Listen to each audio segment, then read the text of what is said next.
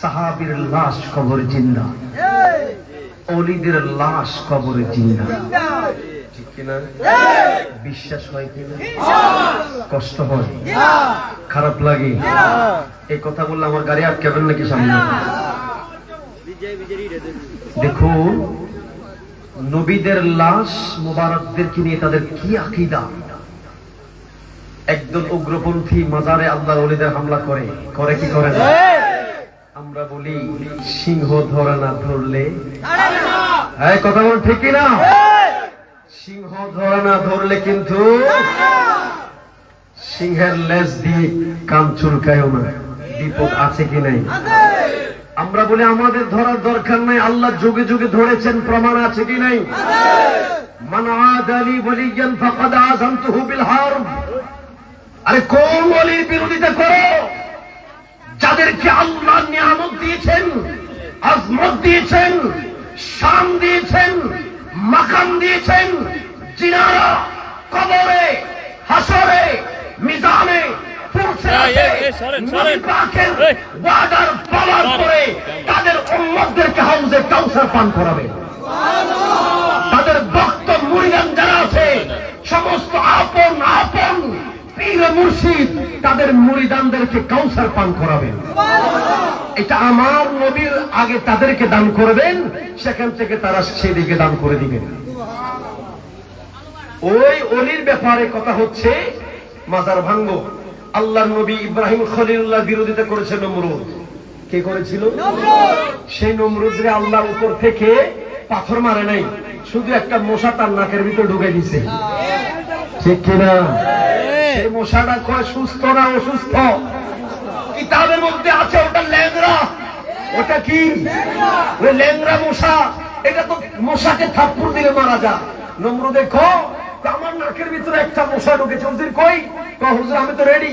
আমার এই তোমার খাওয়ান নিয়ে একটু ভারী করে বাড়ি দাও তো, এটা বের হয় কিনা দেখো। মশা আমি তো তোকে, তুই তো আমাকে মারতে পারবি না, কারণ আমি হুকুম মালিকা। বড় করে বলুন কার? সেই মশা বলে এতদিন তুই নবীর বিরোধিতা করেছস, এটা বলে একটা গুতা মারে। কি মারে? গুতা মারলে আবার তাকে পিটা শুরু করে, পিটলে কিছুক্ষণ চুপ থাকে, আবার যখন এদিক দিয়ে গুতা মারে নিজেকে বড় ফোন ভেবেছ, আবার একটা গুতা মারে, আবার পিটা শুরু করে। এই ফিরতে ফিরতে নমরুদ শেষ। নমরুদ শেষ। ইন্নালিল্লাহ বলবেন না? নাউজুবিল্লাহ। নমরুদ শেষ। আল্লাহ বিশাল বাহিনী পাঠায়নি, মাত্র ছোট্ট একটা ল্যাংরা মশা পাঠাইছে। কি মশা? ফেরাউন। আল্লাহ বিশাল বাহিনী ফেরাউনকে দিয়ে মারে নাই, ফেরাউনকে নীল নদের মধ্যে ডুবিয়ে মেরেছে। পানি ছিল আল্লাহর সৈন্য। রাসূলের পাক আবরাহা বাদশা কাবা ঘর ভাঙতে আসছিল, সে ছোট্ট ছোট্ট পাখি দিয়ে আবরাহাকে আল্লাহ ধ্বংস করে দিয়েছেন। আমরা বলতেছিলাম আর এই সৃষ্টি জগতের মধ্যে যত সৃষ্টি আছে সেগুলা তোমার হুকুম মানে না, বরং সেগুলা হুকুম মানে একমাত্র কার? বড় করে বলুন কার?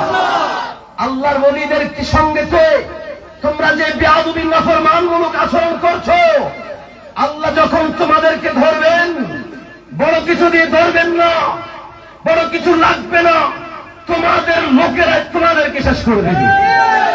ঠিক কিনা বলুন? এখন এতে মারামারি হয়েছে। একজন বলেছে মাজার রাখার দরকার নেই, মাজার ভেঙে দাও। এই কথা বলার কিছুদিন পরে আমরা দেখলাম তার পাকে কেটে ফেলা হয়েছে। মৃত্যু স্বাভাবিক হয় নাই, অস্বাভাবিক মৃত্যুবরণ করেছে। এই যুগে যারা মুসলমানের জিয়ারতের, মুসলমানের শিয়ার যে নিয়ামতওয়ালা আজমতওয়ালা জায়গাগুলি আছে, সেই জায়গায় যারা বিরোধিতা করে এরা মুসলমান হতে পারে না। ঠিক কিনা বলুন? দুই হাত তুলে বলুন ঠিক কিনা? আমরা বলি তোমরা বিরোধিতা করতে থাকো, আমাদের কোনো অসুবিধা নাই। তোমরা বিরোধিতা করবে, আমাদের জোয়ার আরো বাড়বে। ঠিক কিনা? রাসূলুল্লাহ বললেন সর্বপ্রথম কবর রওজা মুবারক থেকে আমি নবীকে উঠানো হবে। মনে আছে? আমি নবীকে রওজা মুবারক থেকে উঠানো হবে, এটা আমি নবীর মর্যাদা। না আদম না ঈসা না মূসা, কোন নবীকে আল্লাহ উঠাবেন না, উঠাবেন আমি নবীকে। সাহাবীরা, রাসূল করিম বলছেন ওয়ানা আউয়ালু শাফিঈন, সাহাবীরা আমি তোমাদের জন্য সুপারিশকারী, আমি তোমাদের জন্য ওয়া আউয়ালু মুশাফফাঈন, আর আমি রাসূলের সুপারিশ তোমাদের সর্বপ্রথম কবুল করা হবে।